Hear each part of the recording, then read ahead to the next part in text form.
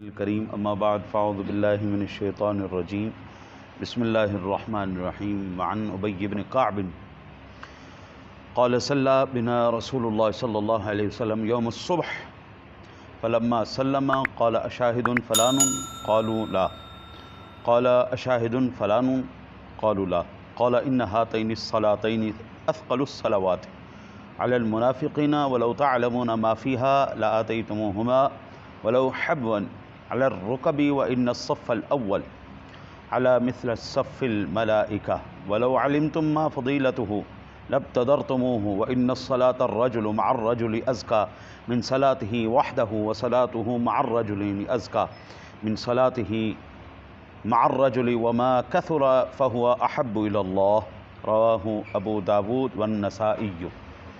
حضرت ابن ابی کعب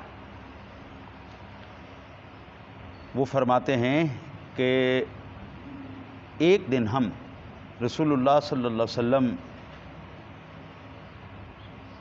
نماز پڑھا رہے تھے، ہم ان کے ساتھ نماز فجر پڑھ رہے تھے۔ آپ نے نماز فجر پڑھائی، پھر سلام پھیرا تو فرمایا کیا فلاں حاضر ہے؟ تو لوگوں نے عرض کیا نہیں یا رسول اللہ وہ حاضر نہیں۔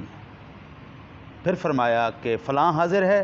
تو لوگوں نے عرض کیا یا رسول اللہ نہیں۔ فرمایا یہ دونوں نمازیں فجر اور عشاء منافقوں پر دوسری نمازوں سے بھاری ہیں، اور اگر تم جانتے کہ ان میں کیا ثواب ہے تو گھٹنوں پر گھسیٹتے ہوئے ان میں پہنچتے، اور پہلی صف فرشتوں کی صف کی طرح ہے، اور اگر جانتے کہ اس کی بزرگی کیا ہے تو اس میں جلدی کرتے، اور مرد کی نماز ایک مرد کے ساتھ اکیلے نماز سے بہتر ہے، اور دو مردوں کے ساتھ نماز ایک مرد کے ساتھ نماز سے بہتر ہے، اور جس قدر لوگ زیادہ ہوں گے اسی قدر اللہ کو پیارے ہیں۔ اس حدیث مبارکہ سے چند مسائل معلوم ہوئے۔ پہلا مسئلہ کہ سلطان کا اپنی رعایا، شیخ کا اپنے مریدین کی، اساتذہ کا شاگردوں کی، حاکم کا ماتحتوں کی نگرانی کرنا سنت ہے۔ اس حدیث پاک سے پہلی بات تو یہ ثابت ہے۔ دوسری یہ کہ بعض مدرسوں میں طلباء کی مدرسہ اور نماز میں حاضری لی جاتی ہے، اس کی اصل حدیث پاک یہ ہے۔ تیسری بات نبی اکرم صلی اللہ علیہ وسلم کا یہ پوچھنا کہ بھائی فلاں آیا ہے یا فلاں آیا ہے یا نہیں، یہ بے علمی کی بنا پر نہیں تھا۔ ہاں جی، بعض طبیعتوں کے اندر صرف اور صرف ایک وہ نقص پایا جاتا ہے کہ انہوں نے ہر وہ چیز ہائی لائٹ کرنی ہے جس سے نبی کی شان کم ہو یا نبی کی ذات کے اندر کوئی نقص نکالا جائے۔ یہ یاد رکھیے، کسی کا اب استاد جب شاگرد سے پوچھتا ہے بتاؤ اس سوال کا جواب کیا ہے، تو کیا وہ لا علمی کی بنا پر پوچھ رہا ہے؟ نہیں، ایسا نہیں ہوتا۔ میرے آقا نبی اکرم صلی اللہ علیہ وسلم کی ذات گرامی کو اللہ نے ما کانا و ما یکون کا علم عطا فرمایا ہے، زمینوں کا بھی، آسمانوں کا بھی، جنت کا بھی، دوزخ کا بھی، اس عرش معلیٰ کا بھی، تحت ثری کا بھی، ہر ایک قسم کا علم اللہ نے اپنے محبوب کریم علیہ الصلوۃ والتسلیم کو عطا فرمایا۔ میں ایک دو مثالیں عرض کر دیتا ہوں۔ حضرت علی المرتضیٰ شیر خدا کرم اللہ وجہہ الکریم سے حضور نے ارشاد فرمایا جاؤ فلاں باغ میں ایک عورت ہے، اس کے پاس ایک خط ہے اور وہ خط لے آؤ۔ اب حضور تشریف فرما ہے مسجد نبوی میں، ارشاد حضرت علی المرتضیٰ شیر خدا کو فرمایا جا رہا ہے، اور حضور نے ہر ایک بات کی نشانی بھی بتا دی، یہ عورت ہوگی، اس کے پاس یہ چیز ہوگی، یہ لے کے آؤ۔ حضور نے فرمایا اس پہاڑ کے پیچھے ایک حبشی پانی لے کے جا رہا ہے، جاؤ وہ لے کے اس سے لے کے آؤ، اس کو پکڑ کے لاؤ۔ حضور نے قبروں کو دیکھا، فرمایا یہ دونوں قبریں چغل خوروں کی ہیں، اور ان کی قبروں کے اندر ان کو عذاب ہو رہا ہے۔ اور آپ کو وہ حدیث بھی یاد ہوگی جس میں حضور نے فرمایا ایک چغلی کرتا ہے، ایک پیشاب کے قطروں سے نہیں بچتا تھا۔ یہ دونوں ان کو عذاب بھی کس وجہ سے ہو رہا ہے وہ بھی حضور نبی اکرم صلی اللہ علیہ وسلم نے اچھا حضور نے قبر دیکھی، فرمایا یہ قبر چرواہے کی قبر ہے اور یہ فلاں فلاں فلاں گناہ کیا کرتا تھا، وہ ایسے عذاب میں گرفتار۔ ایک قانون موٹا سا یاد رکھ لیں انشاءاللہ تعالی العزیز، پھر کبھی زندگی میں دل میں شائبہ نہیں آئے گا۔ جس دور میں اللہ نبی بھیجتا ہے اس دور کی تمام تر ٹیکنالوجی اس نبی کے قدموں میں رکھ کر اس کو معجزانہ طور پر اس سے فضیلت عطا فرما کے بڑھا کے دے کے اللہ پوری امت پر غالب کر دیتا ہے۔ یہ اللہ کی یہ ممکن نہیں ہو سکتا کہ جو علم امتی کے پاس ہو وہ نبی کے پاس نہ ہو۔ نبی ہمیشہ علمی لحاظ سے ہر لحاظ سے برتر اور بالا رہے گا۔ آج امریکہ یہ دعویٰ کرتا ہے کہ تم اپنے گھروں کے اندر جس وقت داخل ہوتے ہو میں اس وقت بھی دیکھ لیتا ہوں، جب نکلتے ہو میں اس وقت بھی دیکھ لیتا ہوں۔ آج وہ بیٹھا ہزاروں میل لاکھوں میل دور ہے، لیکن وہ کہتا ہے جی میں نے سیٹلائٹ کے ذریعے دیکھ لیا فلاں بندہ اپنے گھر کے اندر داخل ہوا، 400 ڈرون کے حملے کر کے اس نے افغانستان کی ایسی کی تیسی پھیری، اس نے ہزاروں جانوں کو اسی علم کی بیس پر کہ اب وہ بندہ اپنے گھر میں داخل ہو رہا ہے، اب نکل رہا ہے۔ امریکہ آج دعویٰ کرتا ہے کہ جہاں پر تمہارے ایٹمی اثاثے پڑیں مجھے پتہ ہے، میں چاہوں تو میں اس کو تباہ و برباد بھی کر سکتا ہوں۔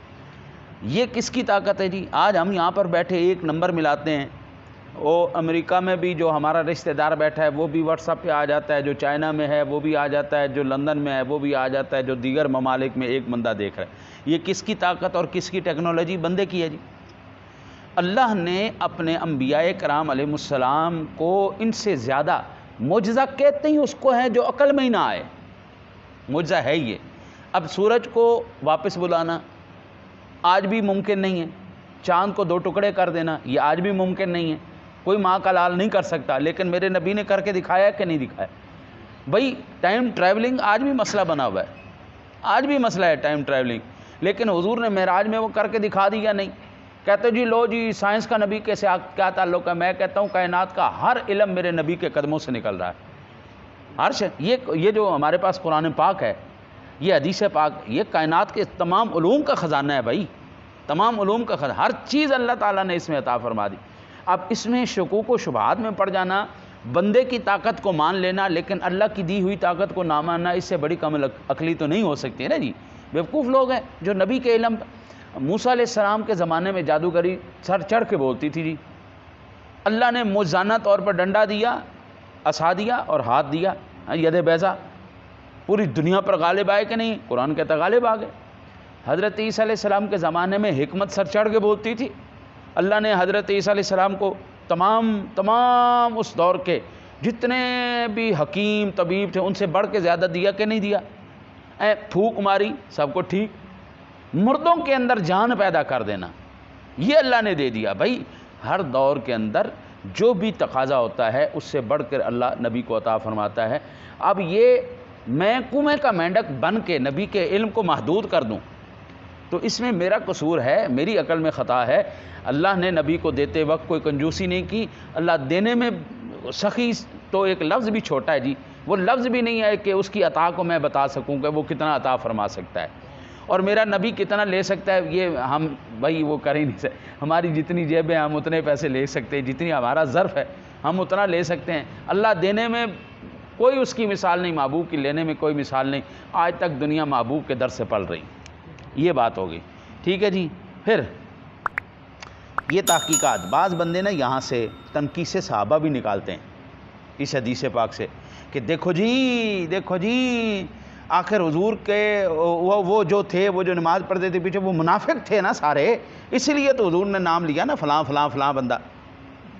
او بھائی تحقیق کرنا، کسی کو تنبیہ کرنا یہ اور چیز ہوتا ہے، اور کسی کے لیے منافقت کا ٹیگ لگا دینا یہ چیز اور ہے۔ اللہ کے حبیب نے تنبیہ کی تھی اس وقت، بھائی جو غائبین ہیں، یہ حاضر لوگ جو ہیں وہ ان کو بتا دیں یہ جماعت یہ کوئی غیر معمولی جماعت نہیں ہے، فجر کی جماعت، عشاء کی، یہ بڑی اہم ترین جماعتیں، ان میں تم نے غیر حاضری نہیں کرنی۔